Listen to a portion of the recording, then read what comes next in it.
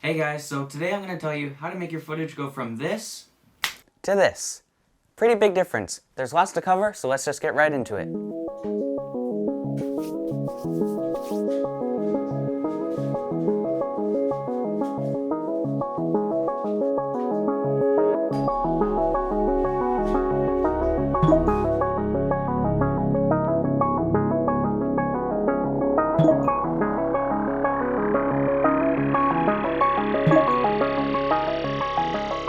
So a few weeks ago, someone reached out to me and asked me to make a video on how to make high quality videos that look nice with lighting like this. The first thing, before I go anywhere else, is gear doesn't matter. Gear doesn't matter that much.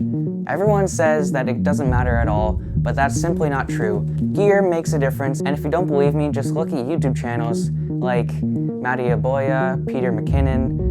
You can definitely tell a difference in the quality. Now, that doesn't necessarily mean that the videos are bad if they don't have high quality $1,000 cameras and lights and things like that. To illustrate this, let's look at this video from Casey Neistat that was posted in 2011.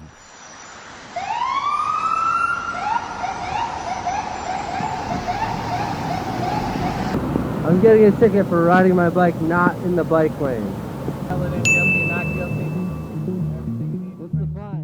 That's right. This video has over 26 million views, and it was shot on an iPhone 5. Clearly, we can see how the quality of the video doesn't always mean that the video is going to be good.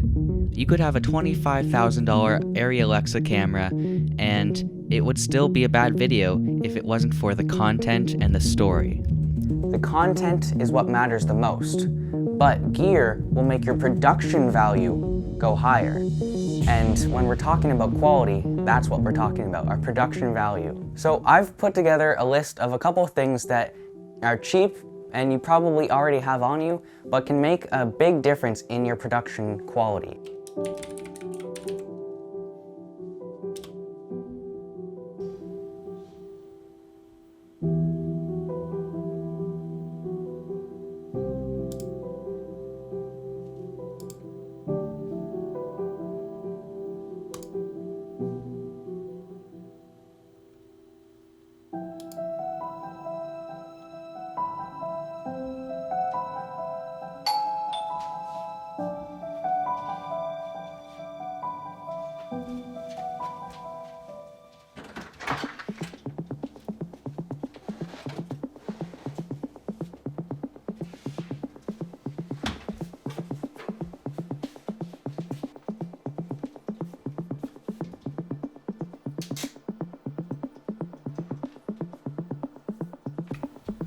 How do I get this to look right? It looks too blue right now.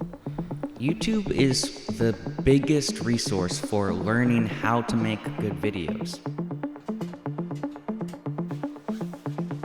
Lights are the most important thing to making your video look cinematic and look professional. Oh, white balance. It looks pretty cool when I zoom in. So instead of putting the light face on, try putting it on the side, maybe by like 40 degrees, and just experiment.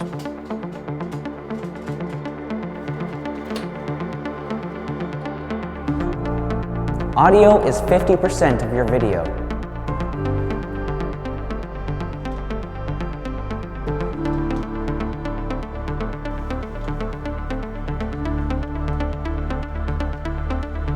Filmmaking is an art, not a science.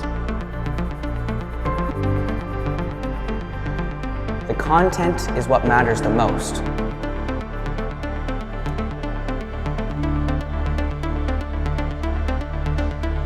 All you have to do is tape a broomstick to a light stand or something like that.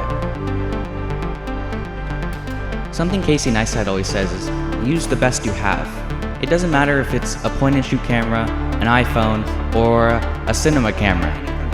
Just use the best gear that you have. These rules are meant to be broken. You can break them in any way you want, just be creative, and it doesn't matter if it looks bad. as long as you learn something from it.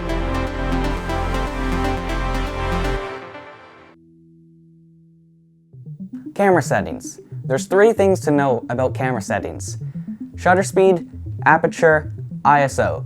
Your shutter speed changes the motion blur in your video. If you take out your hand, place it in front of you, and wave it in front of you, as you can see, it's not perfectly clear. There's motion blur. Too high of a shutter speed, and everything looks too real. It looks too fake. However, too low of a shutter speed, and things just look like an old webcam, and it's really just not good. Aperture. The aperture is how much light the lens on your camera lets in. More light is going to be more beneficial because we can get a shallow depth of field where the background behind me is blurred, and you can get all the bokeh, and it looks really nice. Your aperture is measured in f-stops. Right now we're at an f2.8, and if we close our aperture, we're going to let less light into the camera, into the lens, and everything is going to go darker. So shutter speed affects your motion blur, aperture affects your background blur. What about ISO? Well, ISO affects how sensitive the camera is to light. So if we doubled our ISO, right now we're at 100 ISO, if we doubled that, it's going to be twice as bright. We measure brightness in f-stops. In cinema and Hollywood, they use a different type of measurement, but for consumer cameras like this DSLR, we use f-stops. Exposure is how bright or dark the image is. If I turn off this light right now it's very dark, so the exposure is much lower. Now, we want our image to be naturally at a certain amount of brightness, because if we adjust it in our editing software, and we're going to talk about that later, it's not going to look as good. For example, if I turn off this light again, and then we adjust it so my face is bright enough again in post, well, now it looks crappy and it's grainy. Audio is 50% of your video, so you should pay attention to it. You should make sure that it's the highest quality that you can make it. And it doesn't have to be expensive either. The microphone that I'm using right now was 20 bucks on Amazon. This shows you that it doesn't need to be expensive gear to have high quality videos like this. So thank you guys for watching this video. If you got some value out of it, make sure to smash the like button. It helps me out. And also check out the links down below for that playlist I mentioned. Subscribe, and I'll see you guys in the next one.